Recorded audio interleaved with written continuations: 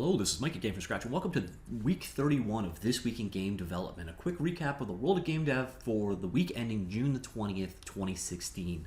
Now let's jump right in with the stories of last week. First off, we had, that's actually last off. Ignore that, we'll get back to it. Twofold Engine 1.2.83 was released. Now the Twofold Engine is a Lua-powered, 2D-focused, cross-platform game engine from King, completely free to use. The biggest thing about this update is the addition of IPv6 support. Now if you don't know, IPv6 is a replacement for IPv4. So basically when you type in an address .192.168. blah blah blah, that's an IPv4 address. Well, IPv6, we're running out of V4s. So V6 is the new replacement for that. And Apple is now mandating all applications support IPv6 natively default. So that's why you're seeing a lot of game engines update to add that support. There's a couple of other fixes and changes in the engine, but that's probably the biggest one for sure. They also changed it so the escape button no longer quits the engine. This is now a setting that you can configure how it behaves. So if you want to default that back in, you need to go into the engine and set the setting accordingly.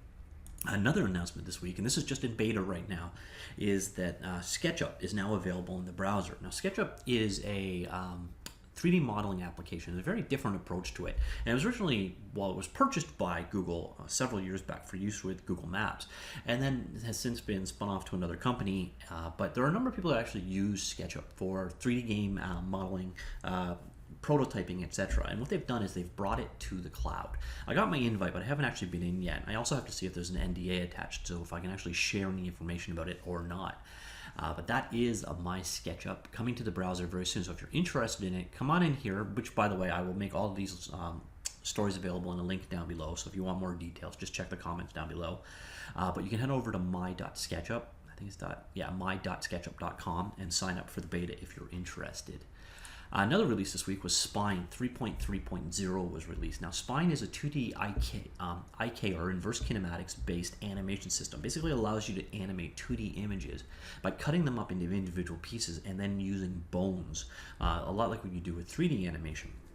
Now the big thing that is added with Spine 3.3 is the addition of paths, which can be keyframes, so basically splines that you could do, you could, I don't know, model a whip, for example, using this. And they also added path constraints, so bones can follow a path. Very handy tools for animation from the 3D world coming into the 2D world there. And of course, as you can see, there's a number of other fixes in this release. If you're interested in learning more about Spine, I actually did a video on it, an in-depth review available from that link right here, and a video that goes along with it. But here's Spine's interface, as you can see it in action. It's a very cool program and definitely one you should consider checking out. Another game engine released this week was Cocos Creator 1.1.10. Cocos is built over top of the Cocos 2DX technologies. It's a JavaScript-powered, mobile-focused cross-platform engine with a complete editing environment. And once again, I also did a hands-on video with Cocos 2D, so if you want to go ahead and learn more about it, I've done this video available right here. Again, available in the links down below. A number of new features being added. Nothing earth-shattering in this release, but it's a nice, good incremental release. You can, again, see the full details in the text post if you want more information. Another minor release this week was Unreal Engine 4.12.3 hotfix. Now, they just released 4.12 last week, so we're seeing some quick iteration. Ooh, Shockwave, you died. Quick iterations coming here, so just basically 100% bug fixes in this particular case. And on that topic, we also saw a release of, yes, go away, Flash. Unity patch 5.3.5, patch 4 was released. Again, this is mostly a hotfix. The only real improvements, which in my opinion are bug fixes as well, is improved memory allocation in writing for WebSockets, and which are the way that socketed network communications for HTML5 applications, and some diagnostic switches were added. The dash debug allocator switch, which helps you identify memory access issues on the engine on Windows and OS X 64-bit platforms. So not earth-shattering by any means, and by far and away the biggest news this week is actually a follow-up to the biggest news of last week. Unity took a step back on their pricing. Now, Unity a week ago announced a new subscription-only model, and it pissed a lot of people off. And now they've come back and made it less awful. First off, that new plus tier they added is now much more useful.